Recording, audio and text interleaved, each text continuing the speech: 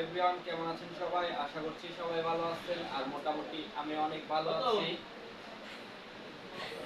তো আমরা কিন্তু এতক্ষণ ধরে যে সমস্ত আলোচনা করতেছিলাম সেগুলো হচ্ছে আমাদের ইংলিশ টাইপিং এর যে বিষয়টা রয়েছে ওই টাইপিং সম্পর্কে। এখন আলোচনা করব আমাদের যে বাংলা টাইপিংটা রয়েছে ওই সম্পর্কে। তো বাংলা টাইপিং করার জন্য কিন্তু আমাদের বিশেষ করে প্রয়োজন হবে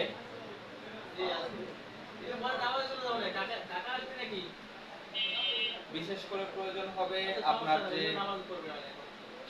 কিবোর্ড রয়েছে ফন্ট নির্বাচন করাটা বিশেষ প্রয়োজন, অর্থাৎ বিজয়, লেখনী অথবা মনির ইত্যাদি ইত্যাদি ধরনের অভ্র, তারপরে আপনার জাতীয় এই সমস্ত বিষয় রয়েছে। এই সমস্ত ফন্টকে আগে নির্বাচিত করতে হবে বাংলা লেখার জন্য।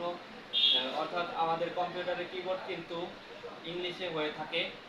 যে আমরা সাধারণত দেখি S D F G H J K L, তারপরে হচ্ছে Q W E R T Y U I O P, এরপর রয়েছে Z X C V B N M.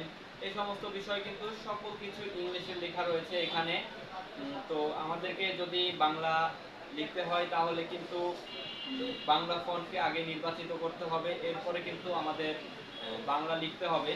তো বাংলা ফন্টের মধ্যে আপনারা যে বাংলা কিবোর্ডগুলো, এটা হচ্ছে বিজয়, লেখনী, মনির ইত্যাদি এই সমস্ত কিবোর্ড আপনারা পেয়ে যাবেন। এদের থেকে যে কোনো একটাকে নির্বাচিত করলে বাংলা লেখা হবে। তো ইংলিশ চিহ্ন কোনটাকে কি চাপলে বাংলা অক্ষর আসবে, অর্থাৎ কোনটার উপর নির্ভর করলে কোন অক্ষরটা আপনার সামনে চলে আসবে, তো এই বিষয়টাকে সর্বপ্রথম আপনাকে রপ্ত করতে হবে।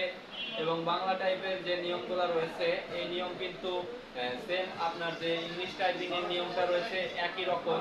তো এখানে ইংরেজির মতো প্রত্যেকটি সেম হবে, অর্থাৎ এস ডি এফ এবং জি কে এই অ্যাঙ্গেল দ্বারা, এবং সেম ভাবে ওই একই রকম নিয়ম পদ্ধতি আপনার বাংলা লেখার জন্য ফলো করতে হবে। তো এখানে আরো একটু বিষয় রয়েছে। কিছু কিছু অক্ষরের জন্য আমাদেরকে শিফট চাপতে হবে। শিফটের ব্যবহার কিভাবে এবং কোন হাতের দ্বারা করতে হবে, আমাদের কম্পিউটার কিবোর্ডে কিন্তু তাকালে আমরা সরাসরি দুইটা শিফট পেয়ে যাই। যদি আমাদের এই হাতে কোনো অক্ষর উঠাতে হয় তাহলে কিন্তু আমরা এই হাত দিয়ে শিফট চাপবো, এবং এই হাতে কোনো অক্ষর উঠাতে হলে এই হাত দিয়ে শিফট চাপবো। তো শিফটের ব্যবহার আসলে অনেকেই জানেন না, অর্থাৎ এক হাত দিয়ে শিফট চেপে থাকেন। এই বিষয়টাকেও খেয়াল রাখতে হবে। আর শিফটে চেপে কোনো অক্ষরকে কিভাবে লিখতে হয় এটাকেও সুন্দরভাবে বুঝতে হবে।